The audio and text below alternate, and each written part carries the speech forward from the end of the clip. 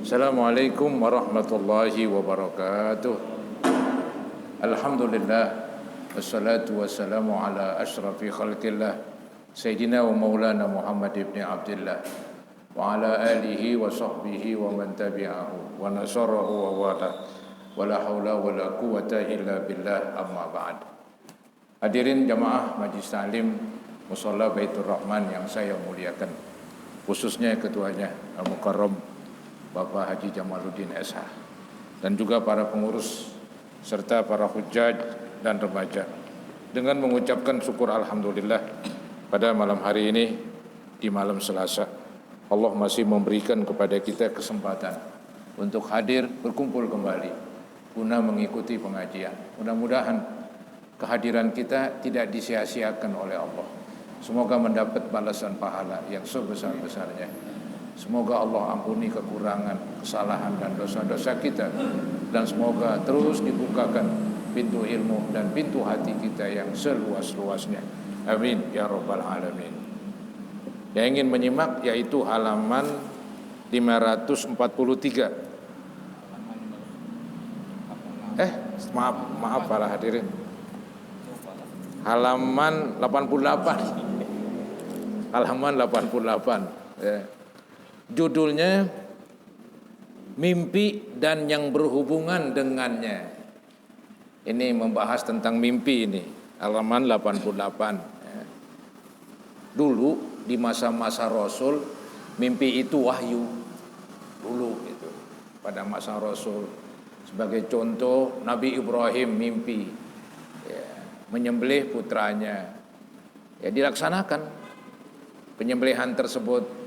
Itu penjelasannya dari Allah melalui mimpi. Jadi mimpi itu bagian daripada kenabian. Nah itu nanti mau dibahas tuh tentang mimpi. Jadi mimpi dan yang berhubungan dengannya. Allah berfirman, wa min ayatihi manamukum bil laili wan nahar. Artinya, dan di antara tanda-tanda kekuasaannya adalah tidurmu di waktu malam dan siang. Yang sering kita tahu dan sering kita dengar bahwa tanda-tanda keberadaan Allah, tanda-tanda kekuasaan, keesaannya itu ada langit, ada bumi, itu kan jelas sekali. Ada ciptaannya seperti manusia. Nah di sini Allah Subhanahu wa taala menjelaskan ada nih yang merupakan bagian dari manusia, merupakan tanda kebesaran Allah, yaitu mimpi manusia. Ketika dia tidur, saudara-saudara, dia mimpi. Dan tidurnya itu merupakan kebesaran dan tanda dari Allah Subhanahu wa taala. Karena dengan tidur yang tadinya penat, capek, itu akan pulih kembali. Baik itu tubuh, organ tubuh, badan, ataupun pikiran. Itu hebatnya tidur itu. Maka disebutlah tidur merupakan tanda kekuasaan Allah. Karena dengan tidur, semua tubuh kita akan, istilahnya mereka dalam keadaan tenang, setelah tidur pulih kembali. Badan pulih, pikiran pun pulih. Kita sering tuh laksanakan hal itu. Misalnya tidur siang setengah jam aja dah, kita bangun segeran dah. Beda saudara-saudara, daripada setengah jam kita istirahat, kita santai. Beda dengan setengah jam kita tidur. Jadi tidur itu sesuatu yang hebat. Dia ciptaan Allah. Ini yang disebut, dan di antara tanda-tanda kekuasaannya adalah tidurmu di waktu malam dan siang.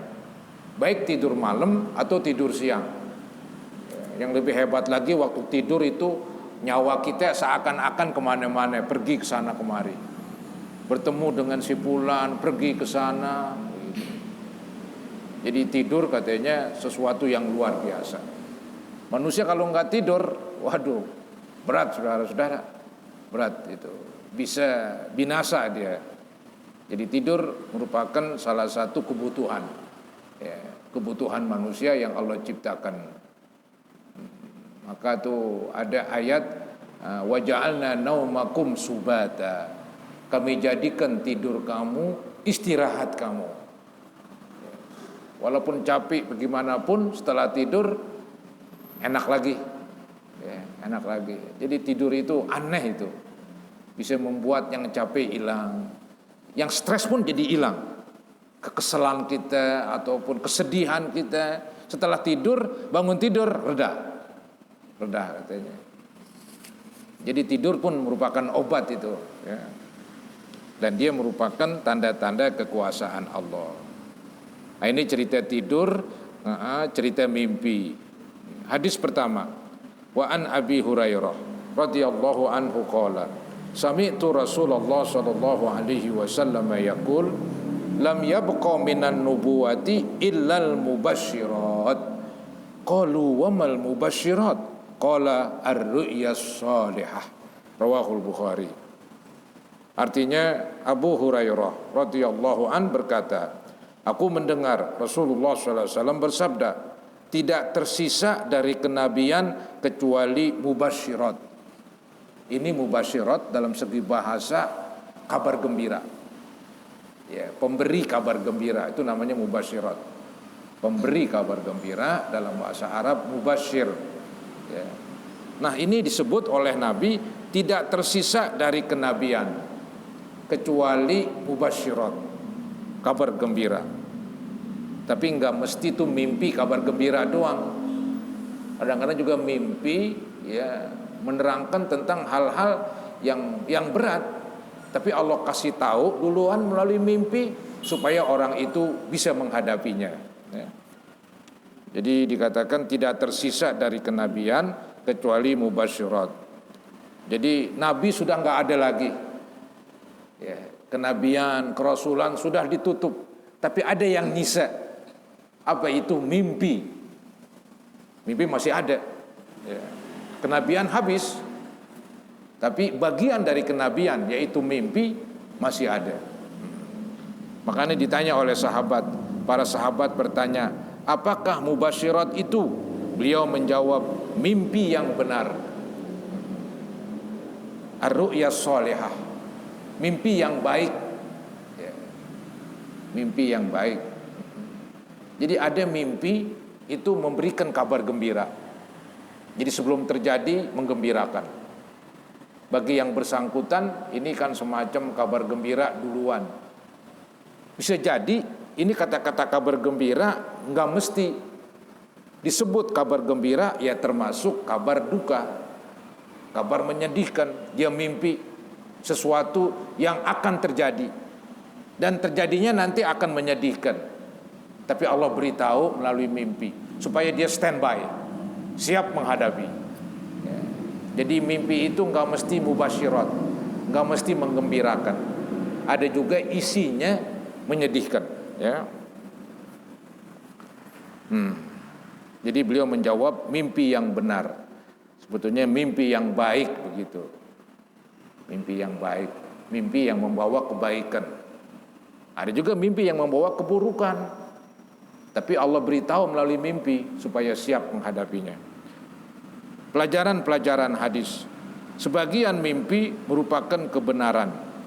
Ya. Allah Subhanahu wa taala memperlihatkan peristiwa baik atau buruk yang akan terjadi. Ini nih ada kurang pas nih omongan. Jadi begini nih, sebagian mimpi merupakan kebenaran. Allah Subhanahu wa taala memperlihatkan kepada orang mukmin, begitu. Allah memperlihatkan kepada orang mukmin peristiwa baik atau peristiwa buruk melalui mimpi. Tapi ingat tuh mimpi macam-macam masalahnya. Ada mimpi karena sering dipikirin siang hari. Karena terlalu diingat siang hari, dibicarakan, maka malam-malam dibawa tidur.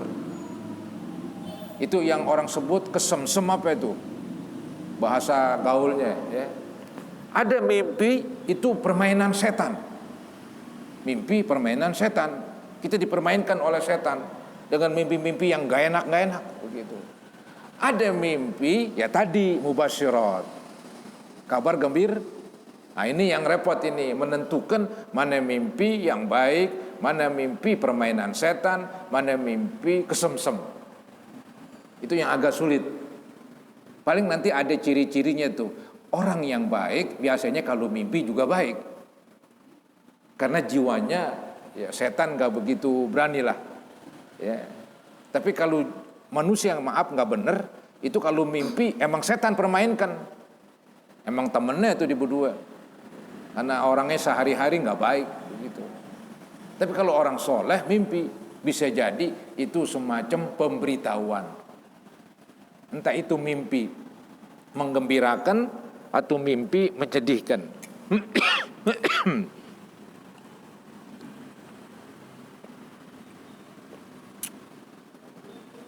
Jadi begitu saudara-saudara.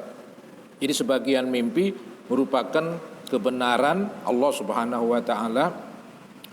Jadi sebagian mimpi merupakan kebenaran, begitu. Sebagian ada mimpi kesemsem. Ada mimpi permainan setan, jadi nggak benar itu.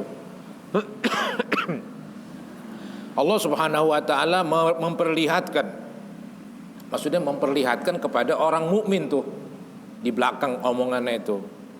Apa yang diperlihatkan? Peristiwa baik, artinya mimpi baik atau buruk yang akan terjadi. Jadi ada peristiwa akan terjadi yang baik, Allah beritahu melalui mimpi.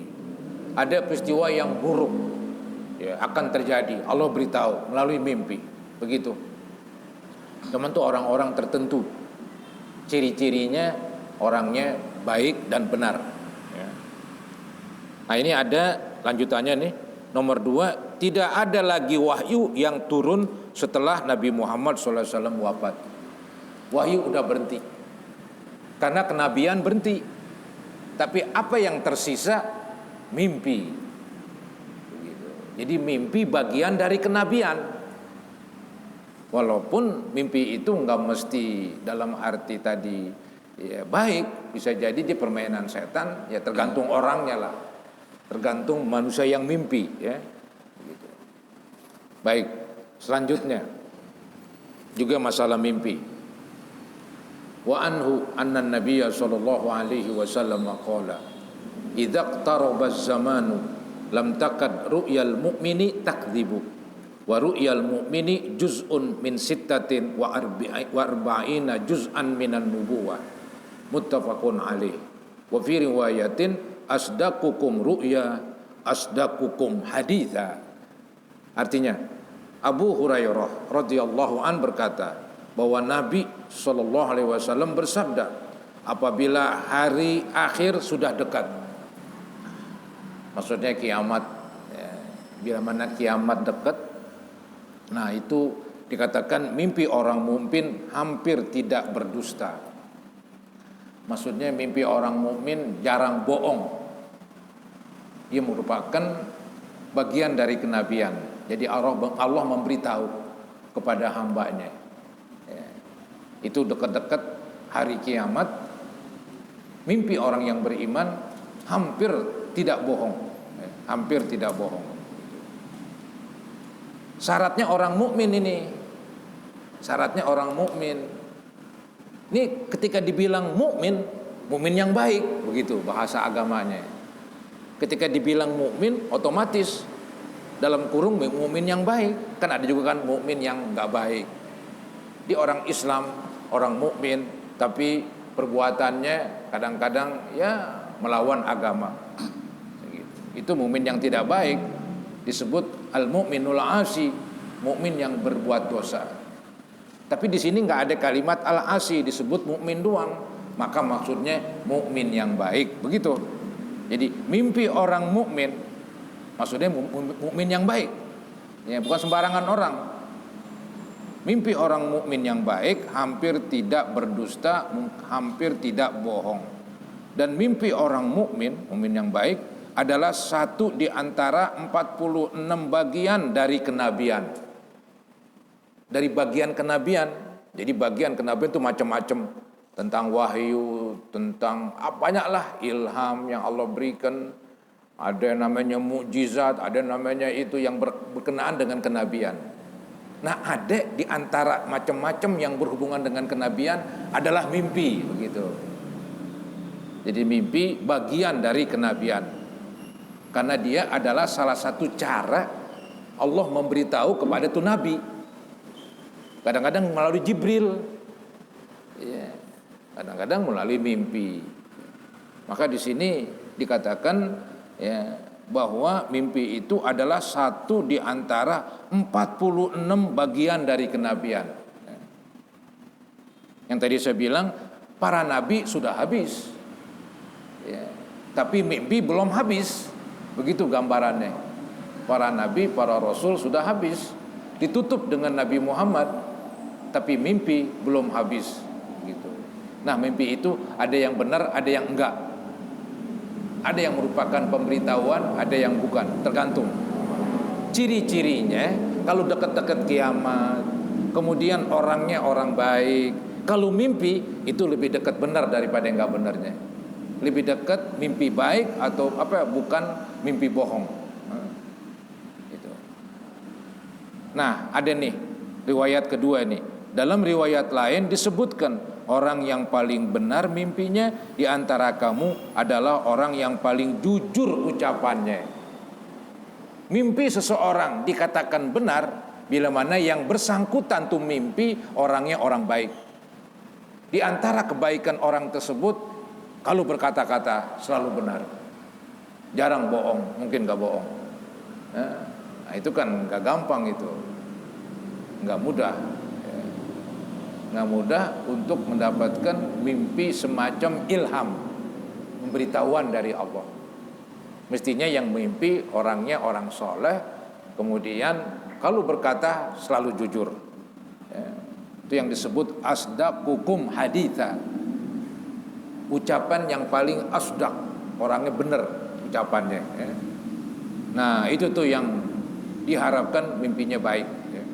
Artinya mimpinya itu bukan permainan setan, juga bukan kesemsem, tapi mimpinya adalah bagian dari ilham, pemberitahuan dari Allah. Pelajaran hadis, Allah Subhanahu wa taala menghibur orang mukmin dengan memperlihatkan berbagai peristiwa melalui mimpi pada saat zaman sudah rusak. Dan kebenaran mimpi itu menjadi semakin kuat ketika diceritakan kepada orang lain. Ini yang kurang pas ini omongannya nih. Dibilang, lihat, dan kebenaran mimpi itu menjadi semakin kuat, menjadi semakin benar ketika diceritakan kepada orang lain. Nggak ada hubungannya. Yang tadi itu di atas. Ya, asdaqukum ru'ya, asdaqukum hadisa. Yang paling benar mimpinya adalah yang paling benar ucapannya.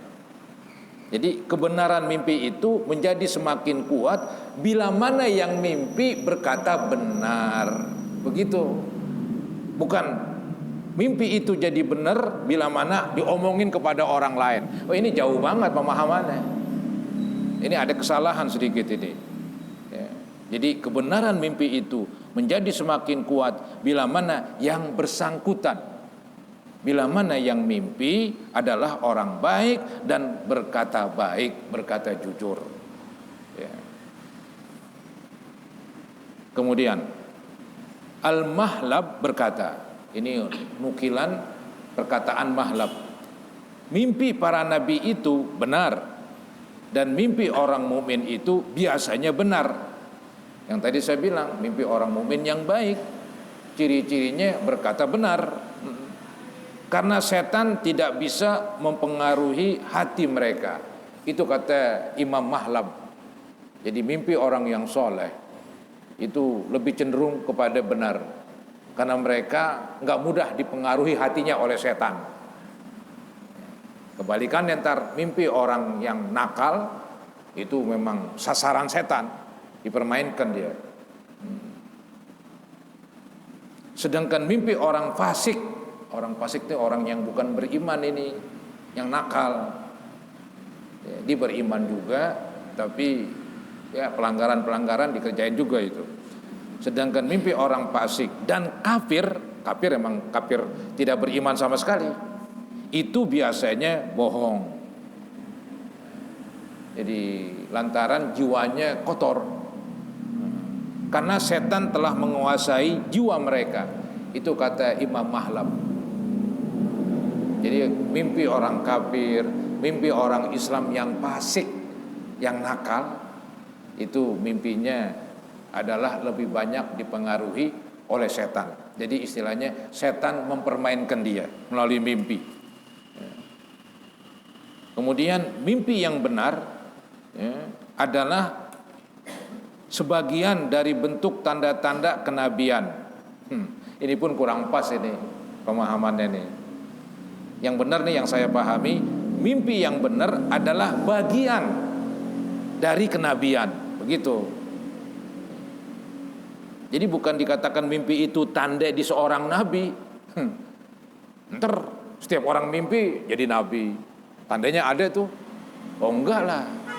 Maka ini yang benar, mimpi yang benar adalah bagian dari kenabian. Artinya itu mimpi itu bagian dari kenabian. Bagian kenabian kan banyak. Pada para nabi dia punya mukjizat. Pada para nabi dia dapat ilham, dia dapat wahyu, dia ketemu Jibril. Banyak sudah berpuluh-puluh bagian yang berhubungan dengan para nabi. Nah, di antaranya mimpi. Para nabi juga mimpi. Cuman mimpi mereka semacam pemberitahuan alias wahyu. Seperti tadi yang saya contohkan, Nabi Ibrahim bermimpi menyembelih putranya Ismail. Ya. Kemudian Ismail mau disembelih, Allah gantikan dengan hewan kurban. Ya. Ada ayat begitu, Mang, inni ara fil manami anni azbahuk. Sungguhnya saya semalam mimpi bahwa saya menyembelih engkau wahai anak. Panzur madza tara. Pikirin wahai Ismail. Ismail menjawab, ya abatif al ma tu'mar. Wahai bapak, kerjakan apa yang diperintah. Satajiduni insyaallah minas sabirin. Kelak engkau akan mendapatkan saya termasuk orang yang sabar, pasrah walaupun mau digorok. Begitu kasarnya. Jadi sambutan Ismail dari bapak yang mimpi begitu mantap. Bukan dia kabur begitu. Kok bapak mimpi? Wah, ini salah kali. Gogah, dikabur terus. Tapi Ismail langsung dia bilang, kerjakan wahai bapak. Karena emang Ismail tahu bapaknya seorang nabi, dan mimpi nabi adalah wahyu. Dia nggak ragu-ragu menerima keputusan tersebut. Nah, itu mimpi bagian para nabi-nabi. Karena nabi-nabi sudah habis, maka yang ada tinggal mimpi. Cuman mimpinya yang benar adalah mimpinya orang yang soleh dan perkataannya jujur. Mimpinya orang kafir, mimpinya orang fasik, permainan setan. Begitu. Mimpi adalah dikatakan bagian dari kenabian. Artinya pemberitahuan dari Allah Subhanahu wa taala kepada sebagian orang mukmin melalui mimpi. Ilham, ya. Itu cerita mimpi. Memang bukan main tuh mimpi. Ya kata orang dia kembang tidur. Jarang tidur nggak mimpi. Ya. Macam-macam dah mimpinya. Ya, macam-macam. Ada istilah orang kampung, mimpi ketiban bulan. Gimana ya mimpi ketiban bulan? Macam-macam itu ya. Baik, saya sendiri sih nggak nguasain nih cerita mimpi. Mimpi itu ada artinya. Ya, itu ada bukunya khusus. Namanya tafsir mimpi. Saya nggak nguasain. Paling yang saya dengar-dengar dari turun-temurun. Kalau mimpi ke WC, tandanya apa itu? Iya, tandanya itu.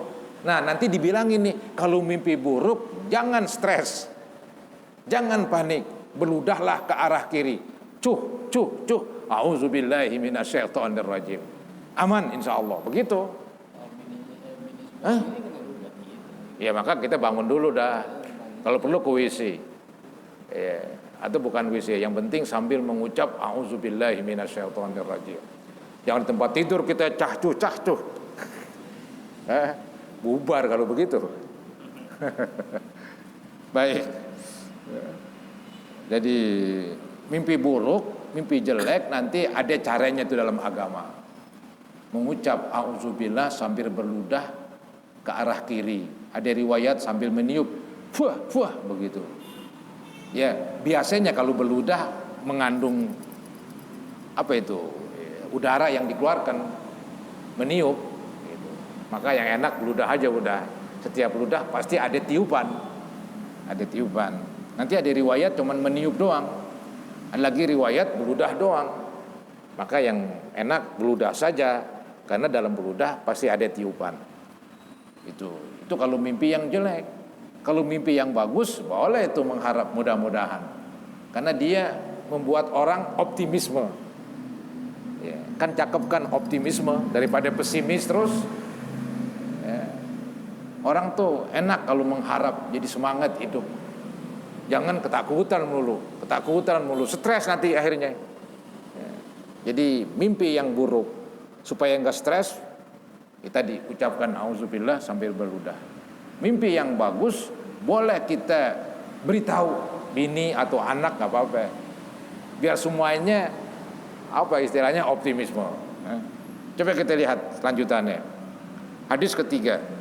Wa anhu qala Rasulullah sallallahu alaihi wasallam, man ra'ani fil manami fasayarani fil yaqظah au ka'annama ra'ani fil yaqظah la yatamatsalu syaitanu bi, muttafaqun alaih. Artinya Abu Hurairah radhiyallahu an berkata, Rasulullah sallallahu alaihi wasallam bersabda, barang siapa melihatku dalam mimpinya, maksudnya barang siapa yang mimpi ketemu Nabi, begitu.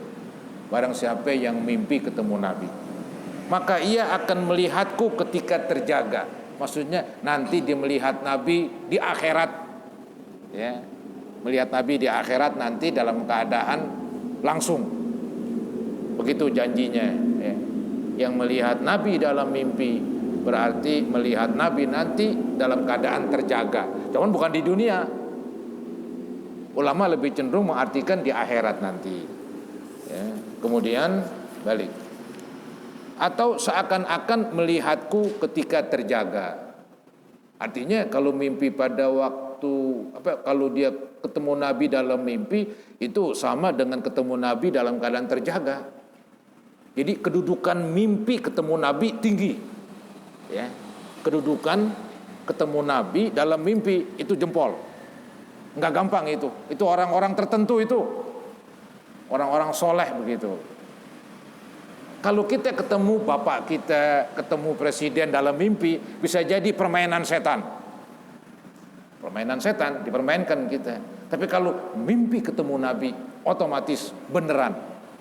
Karena Nabi nggak bisa dimasukin sama setan, begitu. Kalau makhluk yang lain bisa dimasukin, dia berupa bapak kita, berupa teman kita, mimpi ketemu begitu. Tapi kalau Nabi Muhammad nggak bisa dimasukin setan, maka tuh yang mimpi ketemu Nabi Muhammad itu paling hebat itu. Jarang orang dapetin, Maka ini suatu keistimewaan. Ya, jadi mimpi ketemu Nabi seakan-akan melihatku ketika terjaga. Hampir sama lah. Ya, melihat Nabi pada waktu mimpi sama dengan melihat Nabi dalam keadaan jedok begitu, kelihatan, ya, terlihat. Sebab setan tidak pernah menyerupaiku. Ini banyaklah dalam buku-buku tuh cerita-cerita tentang. Dia cerita bahwa dia pernah mimpi dengan Nabi Muhammad, gitu. Cuman awas, nggak boleh bohong. Boro-boro bohong mimpi ketemu Nabi, bohong mimpi aja, padahal nggak mimpi. Dibilang semalam gue mimpi, pergi ke sono kemari, padahal si kagak, di ngarang-ngarang aja. Itu dosa besar. Karena mimpi itu kan kasarnya dari Allah kasarnya kan. Kalau dia ngomong begitu padahal kagak, dibohongin Tuhan. Berani banget membohongin Tuhan. Berbohong terhadap Allah. Berbohong terhadap Allah bahwa dia mimpi. Padahal enggak mimpi.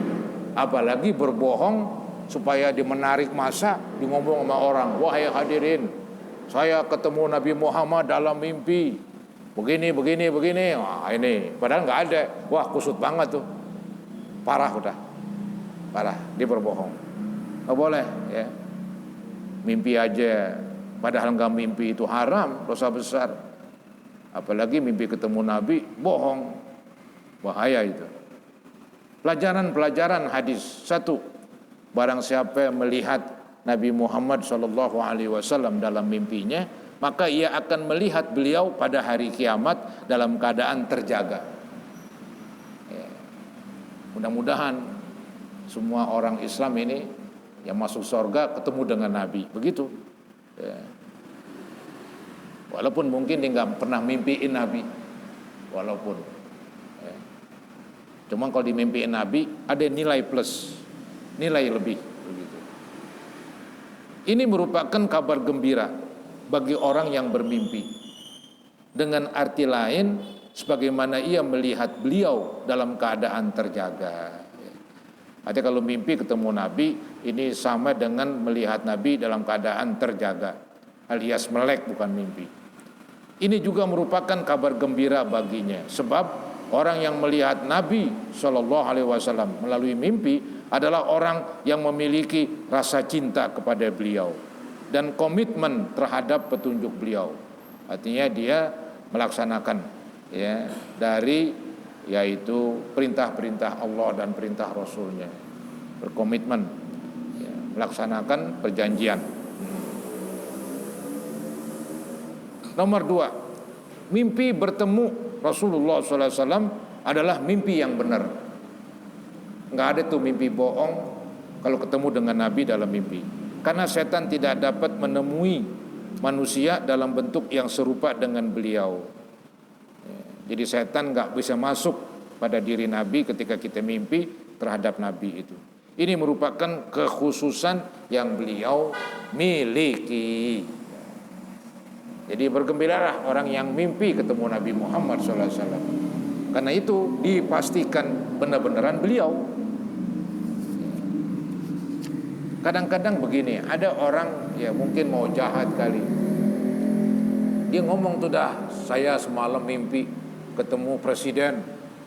Ya, kata Presiden Soekarno dalam mimpi saya bahwa di sono tuh ada emas yang tersimpan. Begitu. Dia tujuannya sih ngelabuin orang, minta duit, ayo ntar kita ambil di sono emas berton-ton tuh emas, katanya. Nah ini jangan percaya ini. Ya.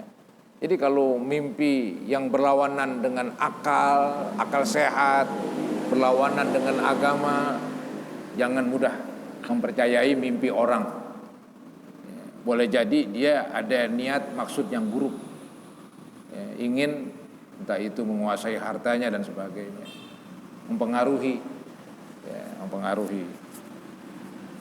Baik, selanjutnya nomor 4, wa an Abi Sa'idin al-Khudri radhiyallahu anhu annahu sami'a an-nabiyya sallallahu alaihi wasallam yaqul idza ra'a ahadukum ru'ya yuhibbuha fa innama hiya minallahi ta'ala bal yahmadillaha 'alaiha wal yuhaddits biha wa fi riwayatin fala yuhaddits biha illa man yuhib wa idza ra'a ghaira dzalika mimma yakrahu fa innama hiya minasyaiton bal yasta'id min syarriha wala yazkurha li ahadin fa innaha la tadurruh, muttafaqun alaih. Masih juga mimpi. Abu Sa'id Al-Khudri radhiyallahu an pernah mendengar Nabi sallallahu alaihi wasallam bersabda, apabila seorang di antara kamu bermimpi indah, mimpi yang enak-enak begitu, mimpi yang bagus, maka mimpi itu dari Allah Ta'ala. Begitulah kesimpulannya itu. Kalau mimpi yang baik-baik itu dikatakan mimpi dari Allah. Kalau mimpi yang buruk itu mimpi dari setan. Jadi apabila seorang di antara kamu bermimpi indah, maka mimpi itu dari Allah Ta'ala. Karena itu hendaknya ia memuji Allah dan menceritakannya kepada orang lain. Boleh dia memuji, bahkan boleh menyampaikan kepada keluarga di mimpi yang bagus. Tapi ada ulama mengatakan jangan sampai mimpi yang bagus diceritakan kepada orang lain yang gak amanat.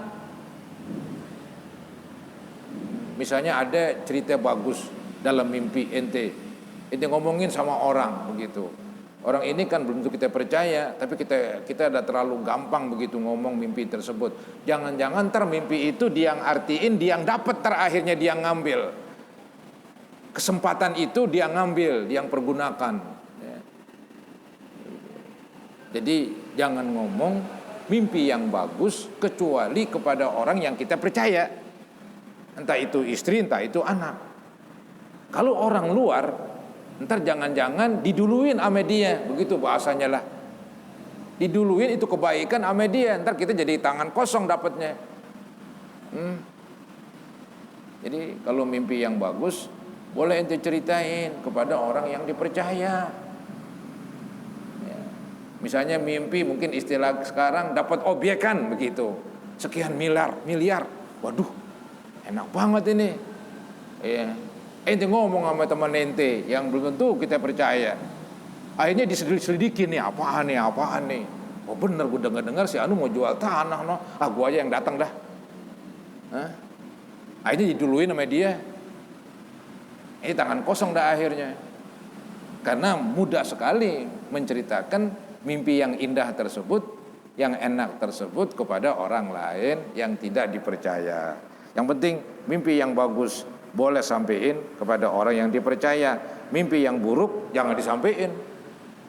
Ya. Anggap kita mimpi ke WC, kita ngomong sama bini kita, ngomong sama anak kita, pada stres semuanya, pada nggak bisa tidur. Ada maling nih,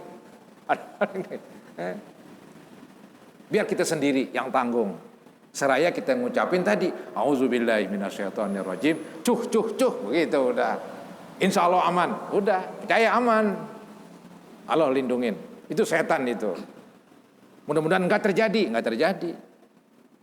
Supaya tuh kita berbuat demikian, supaya kita nggak dihantui, nggak dihantuin. Boleh jadi kalau kita nggak ngerti, kata orang kalau mimpi ke WC kehilangan, itu ada terus di pikirannya, ada terus, jadi stres dia. Ntar bener-bener hilang akhirnya, bener-bener jadi hilang. Atau orang hilang dah, di apotek dilupa kunci, dilihat udah nggak ada. Yang dikunci aja udah hilang, apalagi yang nggak dikunci. Misalnya, maka baca auzubillahi minasyaitonirrajim, cuh. Mudah-mudahan selamat. Udah, bismillah selamat. Allah berikan keselamatan. Jadi berlindung kepada Allah dari godaan setan. Begitu saudara-saudara ya. Di dalam riwayat lain disebutkan, janganlah ia menceritakannya kecuali kepada orang yang dicintai. Itu yang tadi itu. Mimpi yang baik boleh ceritain kepada orang tertentu. Sedangkan apabila ia bermimpi buruk, sesungguhnya mimpi itu berasal dari setan. Karenanya hendaklah ia memohon perlindungan kepada Allah seraya mengucap auzubillah, perlindungan. Hendaklah ia memohon perlindungan kepada Allah dari keburukannya, dari mimpi buruk tersebut, dari akibat mimpi tersebut. Kata orang kalau ke WC ini alamat ada kehilangan, misalnya. Itu kan mimpi buruk namanya. Mohon perlindungan kepada Allah dari keburukannya dan tidak menceritakannya kepada siapapun. Jangan ceritain. Sebab mimpi buruk itu tidak akan menyusahkannya itu. Ketika dia udah nggak ceritain, ketika dia udah mengucap auzubillah, ketika dia udah beludah 3 kali ke arah kiri loh, jangan ke arah kanan, jangan ke arah depan. Itu arah bagus. Arah kanan, arah bagus, arah depan, arah bagus, yang buruk ke kiri. Begitu. Jangan di tempat tidur udah ke kiri. Kebetulan ada istri, nggak kena itu. Nggak kena cara begitu. Bangun dulu, ya. Baik. Hadis muttafaqun alaih. Pelajaran hadis 1. Jika seseorang bermimpi indah, hendaknya mengingat Allah Subhanahu wa taala. Artinya ini mimpi yang bagus dari Allah ini. Begitu. Serta memujinya, alhamdulillah, begitu. Ia boleh menceritakannya kepada orang lain, tapi ingat orang lain yang ia cintai, ya. Sebab hal itu akan membangkitkan optimisme. Jadi hidup semangat. Hidup ada harapan. Itu kalau orang hidup nggak ada harapan, wah berat itu. Ya. Jangan-jangan tadi bunuh diri lagi. Nggak ada harapan hidup. Membuat orang lemes, lesu, nggak semangat, nggak ada harapan. Hidup perlu harapan. Maka itu di dalam agama Islam kita perlu mengharap. Kita perlu mengharap. juga perlu takut kepada Allah.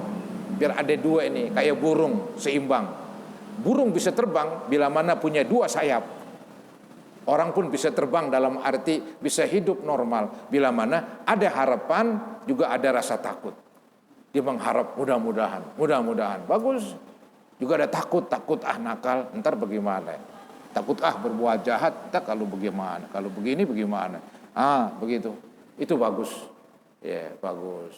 Nah, di sini dikatakan seseorang yang mimpi indah ini bagus diceritakan karena akan membangkitkan optimisme, dan optimisme adalah sifat yang baik. Nomor 2, jika seseorang bermimpi buruk, hendaknya menyadari bahwa hal itu bersumber dari bisikan setan. Pokoknya kalau yang buruk-buruk tuh mimpi, kita salahin setan, begitu dah. Ya. Karena memang setan kan ingin terus menggoda. Ya. Jangan menceritakannya kepada orang lain, karena hal itu akan membangkitkan rasa pesimis. Orang jadi takut ntar. Ya. Dan pesimis itu dilarang. Ya. Putus asa itu dilarang. Ia harus mohon perlindungan kepada Allah. Ya auzubillah itu bacaannya. Ia harus mohon perlindungan kepada Allah dan hanya bertawakal kepadanya. Ya. Berlindung kepada Allah, bersandar kepadanya. Insya Allah mimpi buruk tidak terjadi. Artinya tidak bermakna. Jadi dia tadi mohon perlindungan kepada Allah dan hanya bertawakal kepadanya, karena mimpi itu tidak akan menyusahkannya, nggak akan memudaratkannya, tidak akan membahayakannya.